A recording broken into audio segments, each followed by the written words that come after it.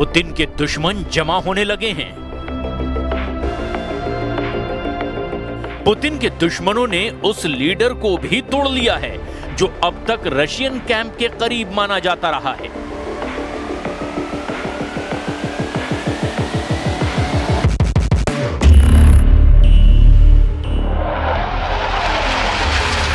हथियारों का लालच देकर यूरोप ने उस शख्स को अपना बना लिया है जो ट्रंप के नेटो ग्रुप में पुतिन का खासम खास कहा जाता है। रेजिप ताइब एर्दोआन यानी तुर्की के राष्ट्रपति।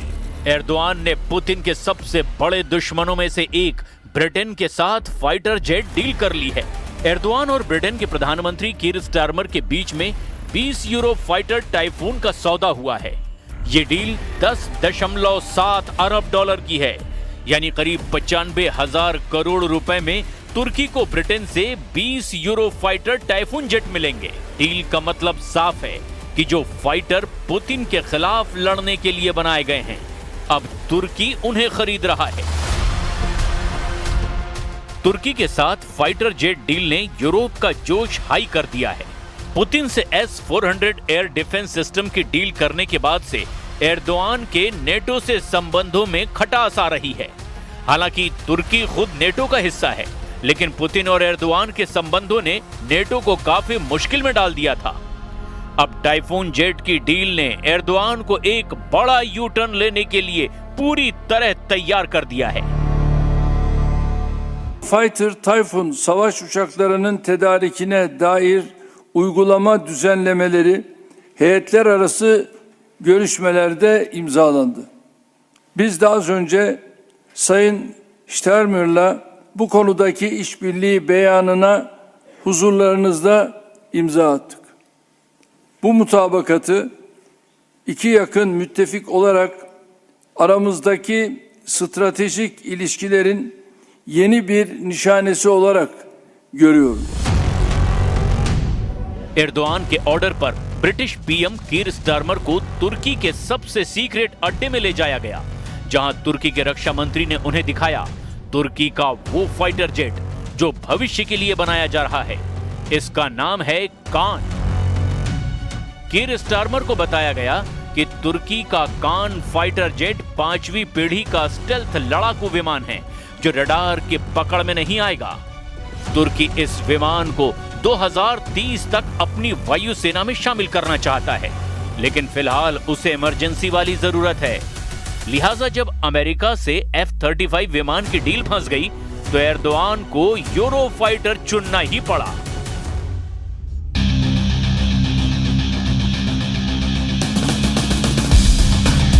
Euro fighter typhoon double engine वाला लड़ाकू विमान है जो 2400 किलोमीटर प्रति घंटे से भी ज्यादा की रफ्तार से उड़ सकता है।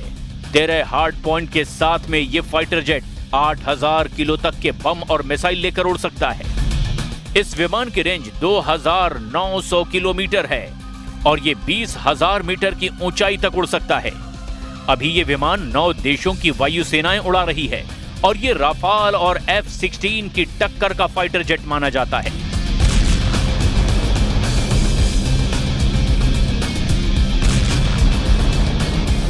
अब 20 यूरो फाइटर आएंगे तो एर्दोआन राहत की सांस लेंगे, लेकिन उनकी असली डिमांड 40 फाइटर जेट की है और इसीलिए ब्रिटेन समझ गया है कि तुर्की को लड़ाकू विमान देकर कैसे वापस नेटो के कैंप में लाया जा सकता है। So we're taking a big step forward here today. Together we are announcing a strengthened strategic partnership and launching the first ever UK-Turkey bilateral cooperation framework. It is a landmark moment, reflecting the increasing depth and breadth of our existing cooperation and our ambition to go further.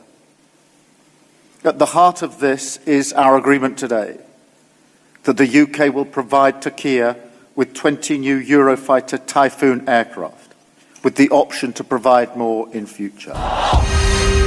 सवाल तुर्की और Britain के बीच euro fighter typhoon की timing पर है, क्योंकि अब तक रूस के करीब नजर आ रहे एर्दोआन अचानक नेटो के पाले में क्यों फिसल रहे हैं।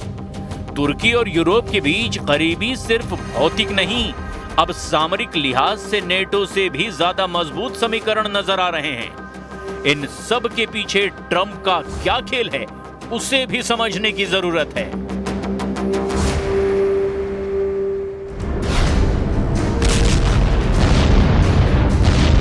शुरुआत में डोनाल्ड ट्रंप ने यूक्रेन को टॉम हॉक मिसाइल देने का लालच देकर भड़काया, लेकिन बाद में पलट गए। इसके बाद पुतिन और जेलेंस्की की दुश्मनी को हाइमार्स वाले लॉन्ग रेंज रॉकेट डालकर खौला रहे हैं। ये बात तो पक्की है। ट्रंप ने नेटो देशों को F-16 सप्लाई करके भी बता दिया कि वो मॉस्को को भी अपनी रेंज में रखना चाहते हैं। फ्रांस और स्वीडन पहले ही अपने फाइटर जेट यूक्रेन को देने की बात कह चुके हैं। डोनाल्ड ट्रंप ने हर तरह के हथियार जेलेंस्की और उनको बचाने वाले नेटो साथियों को सप्लाई करने शुरू कर दिए हैं। पुतिन को डराने के लिए डोनाल्ड ट्रंप की हर चाल बहुत ज्यादा विध्वंसक है।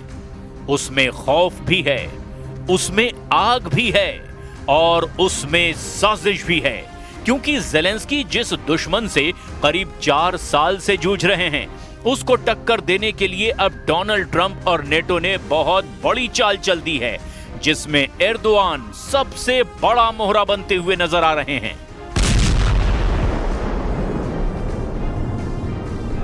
यूक्रेन में पुतिन के युद्ध को खत्म करने के लिए डोनाल्ड ट्रंप तुर्की का इस्तेमाल करना चाहते हैं। इसीलिए उनके इशारे पर अब नेटो बहुत बड़ा लड़ाका लीडर उतारना चाहता है, जो पुतिन से डायरेक्ट लड़ने की ताकत रखता हो, जो रूस के राज भी जानता हो, पुतिन को भी समझता हो। तुर्की के राष्ट्रपति एर्दोआन वो शख्स हैं जो पुतिन की पीठ में बहुत बड़ा छुरा घोंप चुके हैं। सीरिया में जिस तरह से ईरान और रूस समर्थित बशर अल असद की सरकार उखाड़ने में एर्दोआन ने भूमिका निभाई, अब यूक्रेन के युद्ध में वैसे ही साजिश रची जा रही है। रूस इसे साफ साफ देख रहा है, क्योंकि ट्रंप कह चुके हैं कि अब यूक्रेन युद्ध का फैसला एर्दोआन करेंगे। Players, and particularly Erdogan, they also help in the war between Russia and Ukraine. Yeah, Erdogan he's respected by Russia. Ukraine I can't tell you about, but he is respected by Putin. And he's a friend of mine, you can see. Why? I get along with the tough ones. I don't get along with the weak ones. I get along with the tough ones. I don't know what that is, but Erdogan's been great with me. You know, when NATO has a problem with Erdogan, which they often do, they call me to talk to him. And I've never failed in working it out like immediately. Is that right? 25 सितंबर को white house में जब Trump और Erdogan की मुलाकात हुई थी, क्या तभी ट्रंप ने एर्दोआन को युद्ध वाला टेंडर सौंप दिया था? इस मीटिंग में तुर्की और अमेरिका के बीच बहुत सी खुफिया बातें हुई। दोनों के बीच सीरिया पर बात हुई, दोनों के बीच फिलिस्तीन के मुद्दे पर बात हुई, दोनों के बीच ईरान और इजराइल के साथ साथ यूक्रेन युद्ध को लेकर भी चर्चा हुई।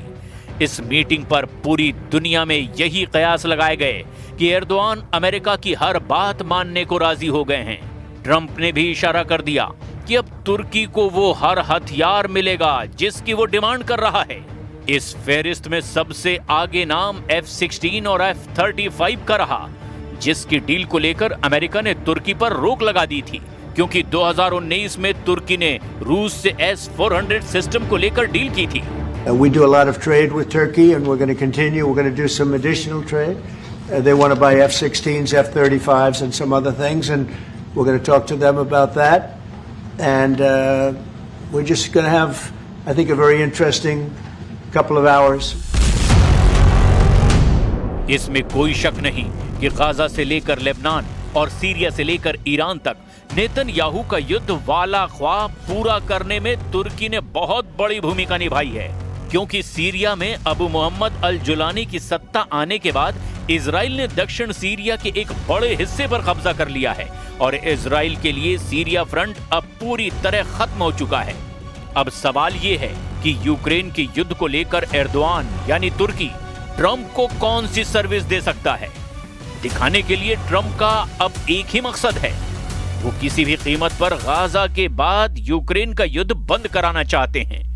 लेकिन इसकी आड़ में साफ नजर आ रहा है कि वो पुतिन के साथ नया युद्ध भड़काना चाहते हैं।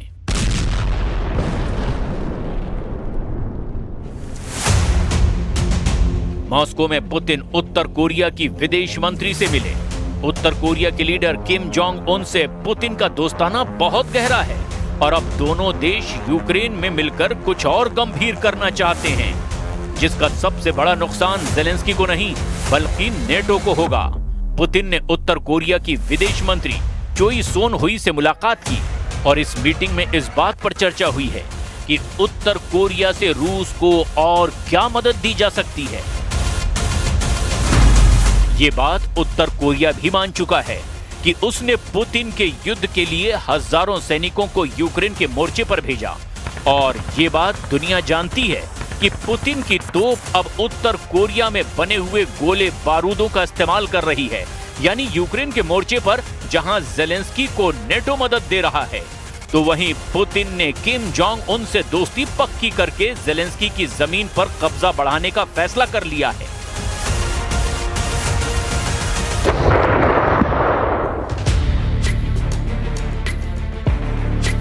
पुतिन और किम जोंग उन की मुलाकात सितंबर में बीजिंग में हुई थी, जब शंघाई सहयोग संगठन की बैठक के बाद दोनों नेता चीन की सैन्य परेड के गवाह बने थे।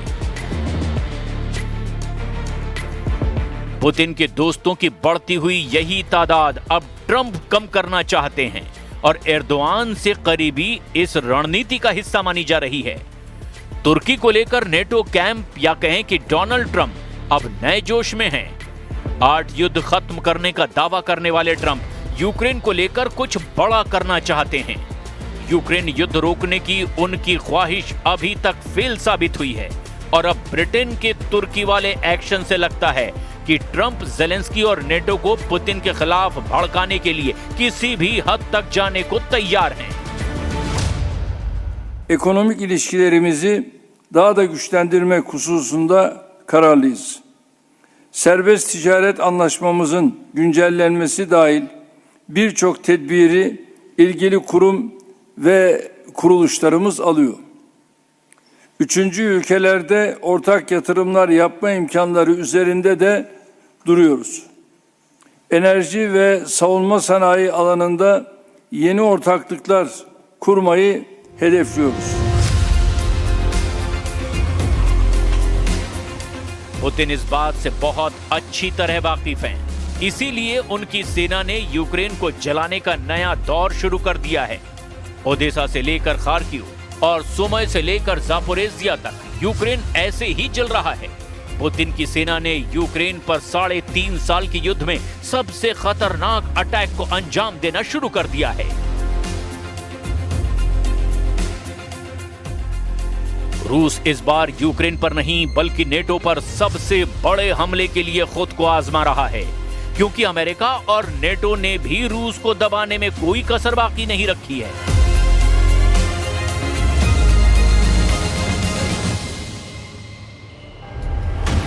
Срочное поручено разбор данных космического целеуказания. Выдана команда «Зал готов к выходу».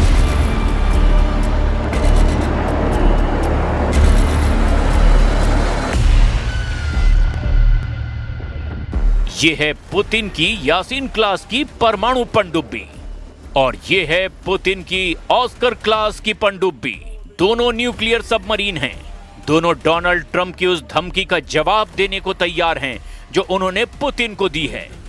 दोनों सबमरीन के कमांडर टारगेट सेट करते हैं। ऑर्डर जारी किया जाता है कि दुश्मन को पूरी तरह तबाह कर दो और इसके बाद पूरा क्रू हरकत में आता है, क्योंकि मिसाइल लॉन्च होने को तैयार है।